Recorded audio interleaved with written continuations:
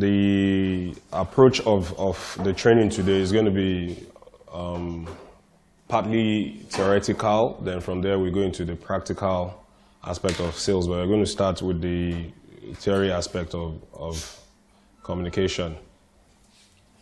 So as we can see, what is communication? It's described as a process of communicating between two people, 3 people, 4 people, or even a crowd. And it's a process where at least 2 people begins. You want to talk to someone. And in simple words, it's transferring message from point A to point B, or either from B back to A. And it originates as mental images within a person, and how you try to convey the message to the next person. And this is the communication model. This is the sender, and you encode your message, and the channel is the medium with which you're trying to send your message. Then there's another channel, and this receiver has to decode the message you're sending. It means once it decodes, it means it has already understood what you're passing, just the way I'm communicating with you guys, and I hope you guys are decoding it. So these are the 3 types of communication. We have the verbal communication, that is when you're talking to somebody. Then we have non-verbal communication, like which is a body language. And it says non-verbal communication provides some insight into the speaker's word choice. So what you can't say with your mouth, some people can use their body language. Like this lady now, you can see the expression.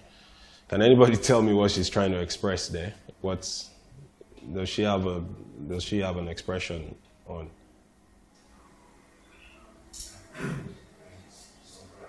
Yeah, nice one. She looks amazed.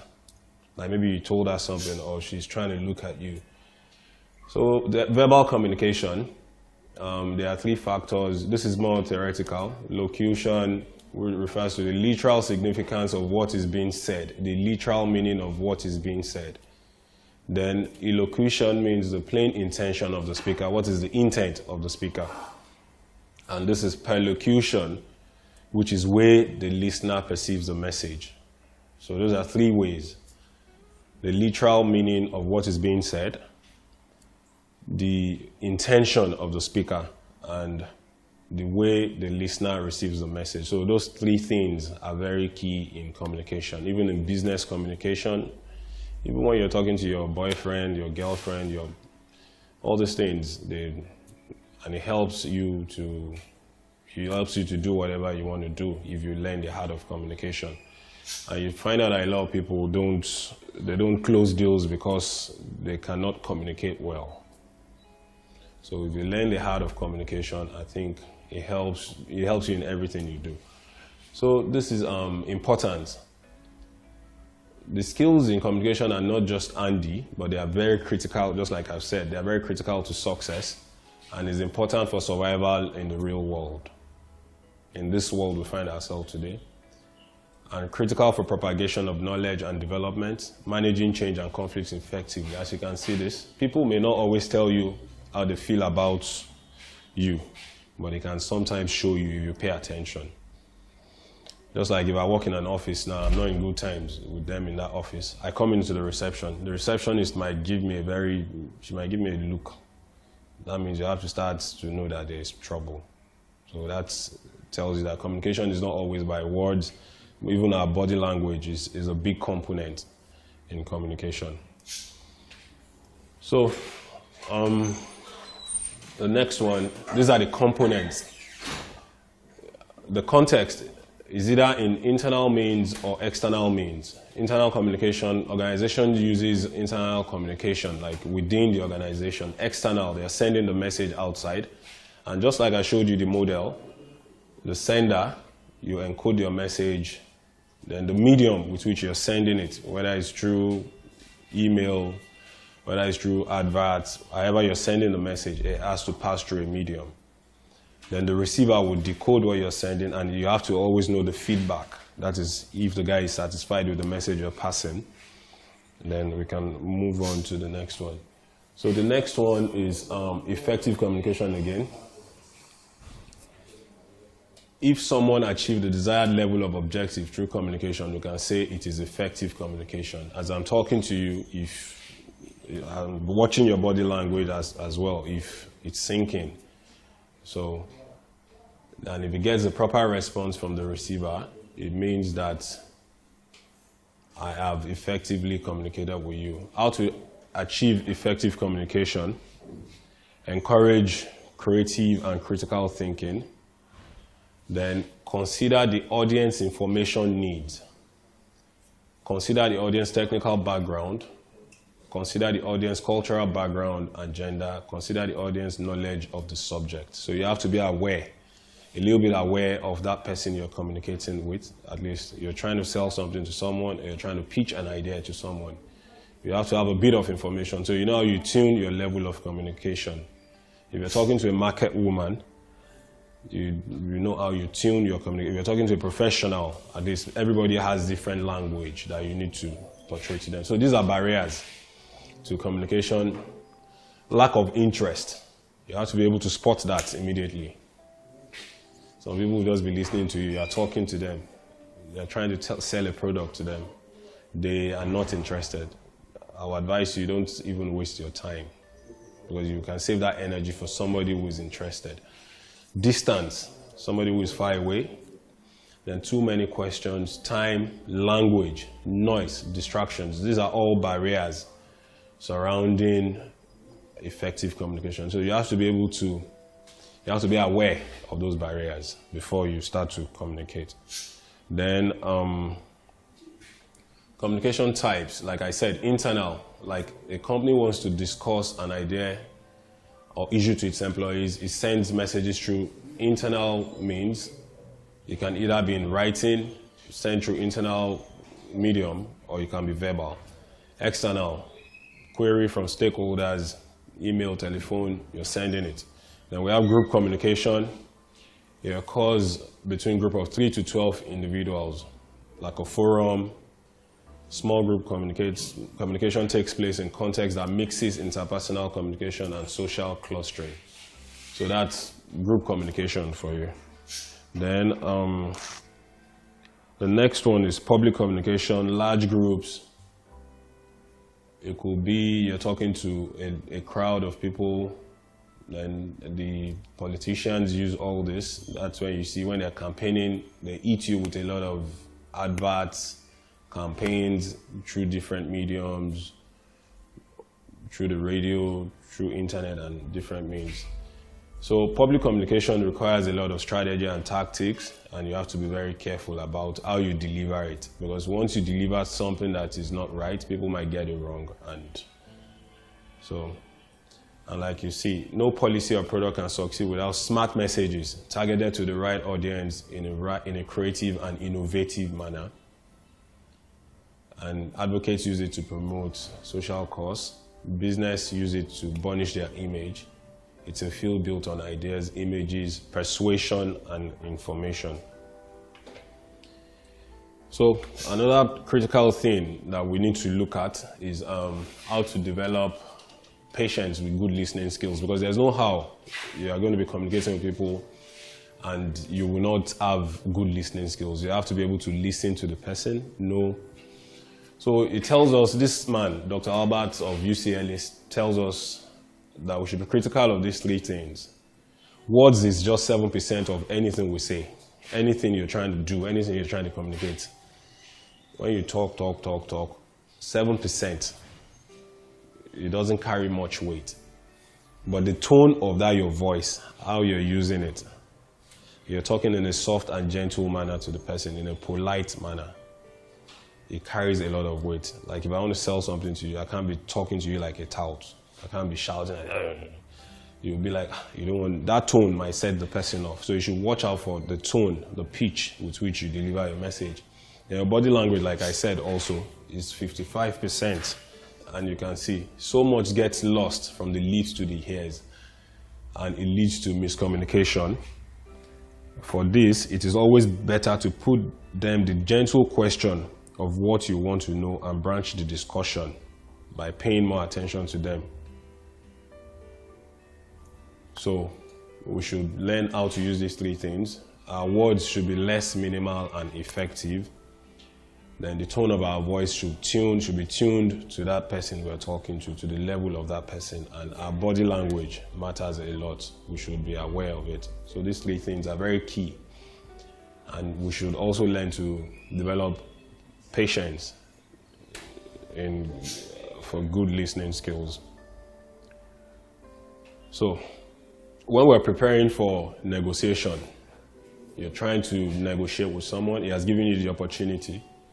You have to be able to determine your main objectives, how you want to throw this thing to the person, what might be some of your hot buttons, your catchy points about that thing. You can take a note, write it down, so when you're approaching the person, you know those points. Those are unique selling points you're throwing.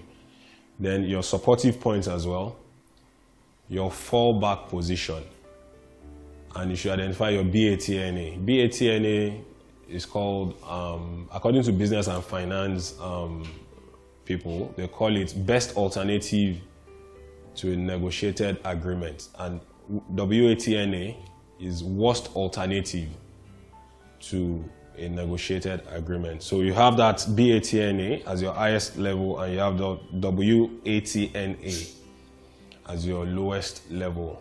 Please, can you look at this? Okay. Best alternative. I want to sell a product. If that guy does not like that product, what is the best alternative? Don't let him go because he has the cash. For him to have shown interest, he has shown you the interest and he wants to go ahead. So you now start to think in your head, what is the best alternative? If this guy is now saying, what's your alternative? Is there any other alternative? Is there any other one cheaper? Is there any other one with more infrastructure or anything? What is your best alternative? Because that guy, for the fact that he has shown interest in you, he wants to make that purchase. He wants to make that buy. So what is your best alternative? You have to always think. And you have to know your worst alternative as well. So it's called BATNA. BATNA, BATNA. That's the abbreviation. And WATNA is called worst alternative. So these are the elements. Like I said, it's a lot of theory in it, but it will help us if we take note. Elements of negotiation. Asymmetric information. That's the needs and interest of that client or that customer. It stays on this side. Your BATNA, best alternative, and the economics of what it's trying to buy. Then in the center, you have the agreement, which is the scope, price, and terms. Then relationship and communication. Then asymmetric information, the needs, interest, BATNA, and economics. This asymmetric information is on the two ends, but in the center, you have to work with the scope of what you're selling and the price. So the relationship you have with that guy and the communication methods is very, very important. The relationship you have, this is you on this side. This is either the client here. This is the zone of agreement. You have your needs. You are thinking about your BATNA and the economics of what you're doing. He's also thinking the same thing. So this is the circle where you guys want to try to come together. So we can still go over the slides anyway, but as we're going. So benefit of developing your BATNA. It is flexible enough. It forces you to think of all the alternatives before you accept an agreement or before you make an offer. Then it prevents you from being too optimistic, for example, to see your alternatives in aggregate. So let me just explain that BATNA again. Just like if you're selling land, and maybe the land you're selling, they have 600 square meters, 400 square meters, 300 square meters. You start to pitch to that guy with the 600 square meters. And as a factor of price, the guy is saying, I don't have too much money. Do you have any other, in that same location, what's the alternative that you have? I want to buy in that location. What's the alternative? Your best alternative to your negotiated agreement is the one for 400 square meters. So the one for 400 meters will fit into your price budget. And I think if you make that buy, it's going to help you. And he says, my money is not still enough for 400 square meters. Do you still have any other one? So the 300 square meters so it keeps shifting. So, sorry, the last one will be your worst alternative. So according to Business and Finance, like I said, the definition of BATNA is best alternative to a negotiated agreement. So as a salesperson, you must always have that in mind, that if that guy wants to move, there must be an alternative to keep him within your range. So this is also another one, ZOPA. We call it ZOPA in sales. It's called Zone of Possible Agreement. You heard about it before. So this is the seller's reservation value, and this is the buyer's reservation value. You are the intermediary. So sometimes you see something is advertised for a price, but by the time you get into this zone, it starts to shift. So you should understand, you should be aware of all those things, that all these things guide closing a business, it guides sales, it guides negotiation. You can see the most the buyer is willing to spend. That's the maximum budget, the upper limit.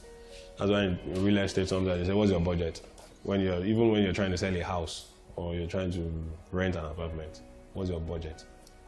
So the minimum price. So if you have all that information, you know where you are, so you will not be wasting too much effort on people who are not closable.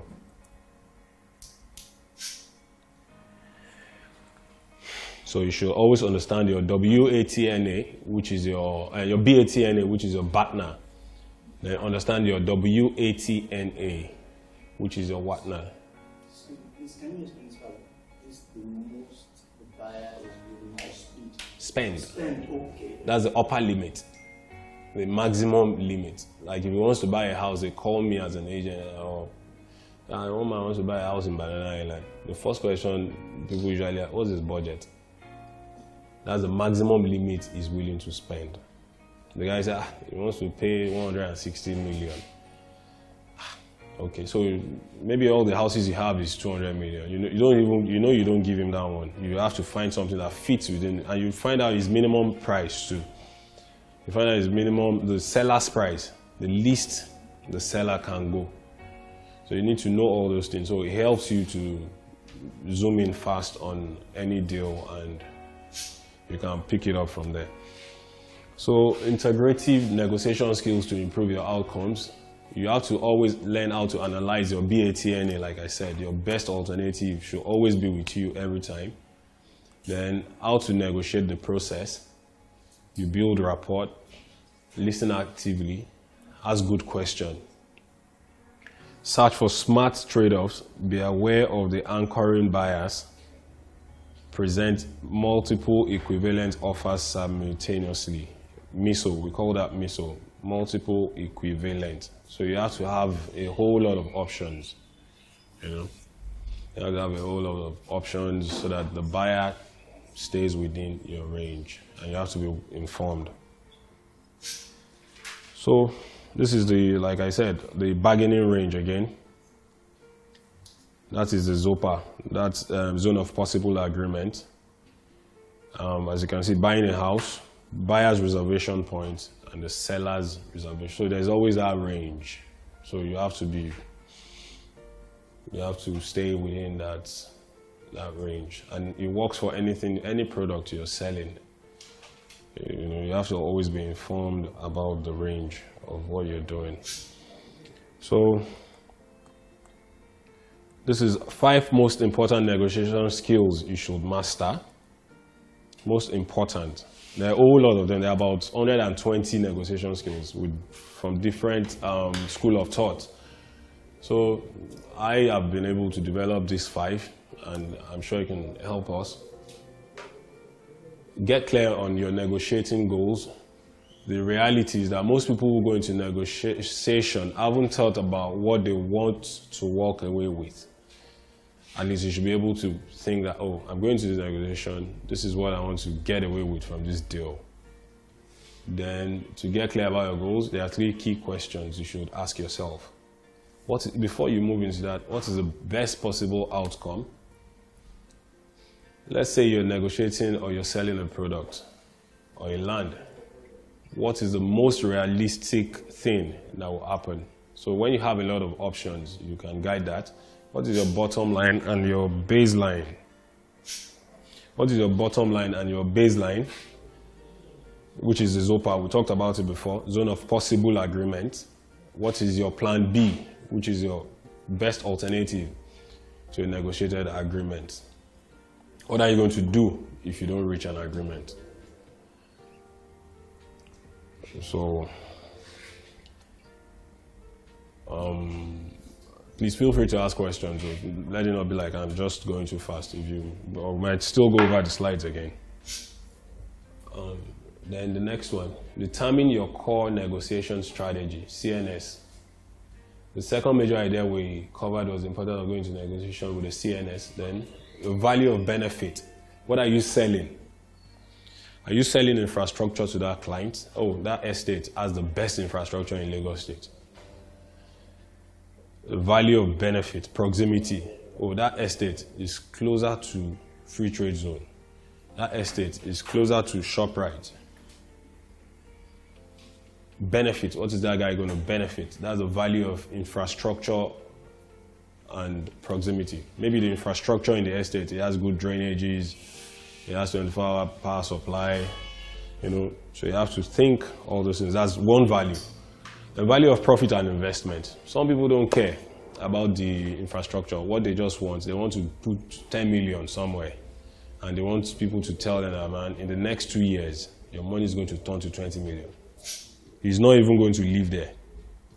He doesn't want to live there. He already has about 5 properties in Lagos. But the reason why he's talking to you is because of profit and investment. So you should know that guy, whether he's talking profit and investment or he wants to leave. You should be able to dig deeper to know what the client actually needs, the needs of the client. So you can know the type of value you're pushing to him. Value of competition. Some of them just want to compete. Because my friend bought in Eleko Junction, me too, I want. So you have to be able to determine their needs. Then comparison, comparative advantage. Wow, this estate is better than that other estate. That's how you'll be pitching it to him. Man, this estate is better. If you compare it, I can tell you that our price is cheaper and more infrastructure, So all this helps you to form your CNS, your core negotiating strategy. And you should always find the doorway that you want to enter, through negotiation. And that's what this second step is all about, finding the strategy that will move you closer to your best possible outcome. So, like the ZOPA again, the zone. So, the guy wants to sell for 25 million, for example. This guy, seller's reservation, buyer's reservation 25, seller's reservation is 17. So this zone is 8 million. 25 minus 17 million is 8 million. So who's willing to shift? That is the zone. That's the bargaining zone. So especially when it comes to properties, bargaining zone, ZOPA is a very, very strong tool. Prices of real estate is not usually fixed. I'm not talking about land. Let's talk about houses in Osaka, London, anywhere. You see that the landlord will advertise for so amount, but you see that you now keep moving between this zone. You keep putting pressure on him. So you have to be able to know the seller's limit and the buyer's limit. So the zone is that thing in the middle. Then understanding your negotiation signature. You have to be able to develop a signature. It's just like when you're signing documents. You know, some people try to go in and beat the other person up on price.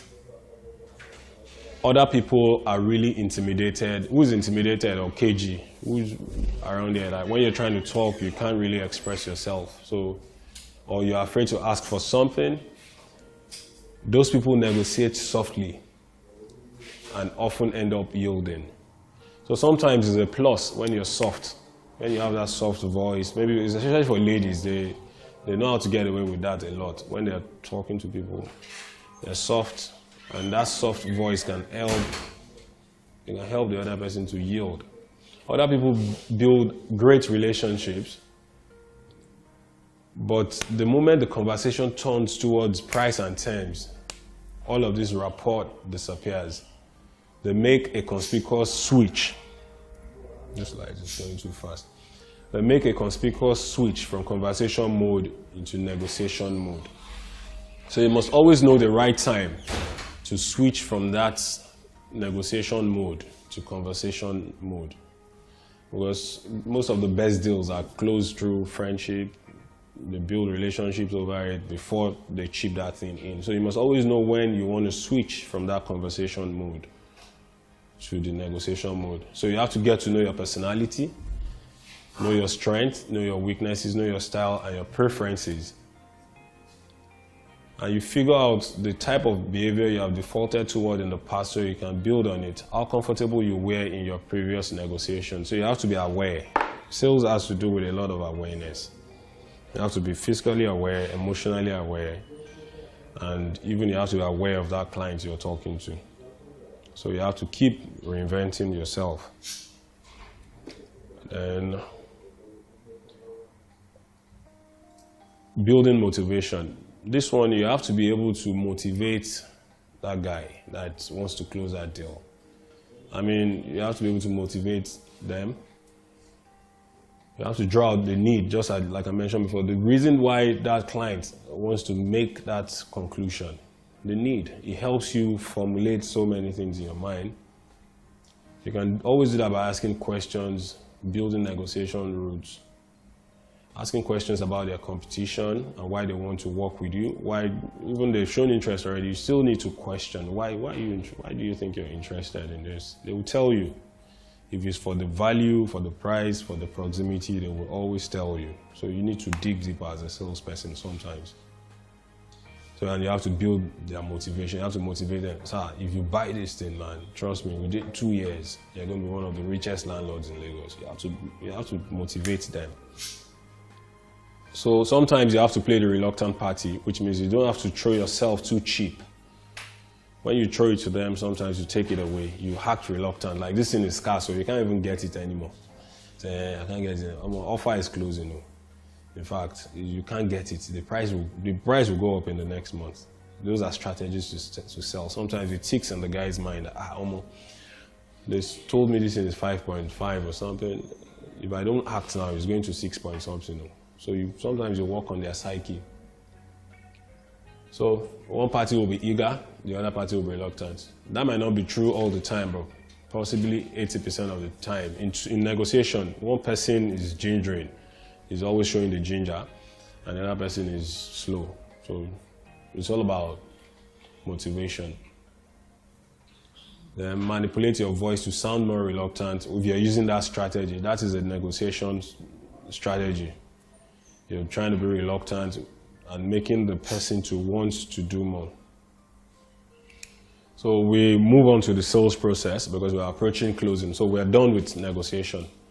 So who's into sales here? Who is actually a salesperson, like as a function, like a marketer, sales, or? So I'm sure you know a bit about this. So there's always a sales process. The lead generation, if you're talking professional sales, like you generate leads. If you have the function of a sales manager, business development officer, marketing executive, anything that has to do with sales, it starts with lead generation. Who are the people we are going to meet? Who are the people we are going to target? Then qualifying the leads, you're qualifying them. You're knowing which leads is who. So you won't be selling, you won't be marketing a house to somebody who wants to rent. You won't be marketing something you want to sell to somebody who doesn't have that capacity. So demonstrating value is in sales too. You have to be able to demonstrate the value of what you're giving to them, whether you're showing it to them, you're taking them for inspection. So you're showing the value, you're showing them the value. And negotiating and closing. We talked about negotiation and closing. So we'll be doing, closing will be the last thing we'll be doing. Then delivery and fulfillment. When you've delivered, fulfillment and delivery goes together. When they've given them the allocation title and you fulfilled your part of the deal. So in any sales process, it always goes through this process: lead generation, qualifying the leads, demonstrating value, negotiating and closing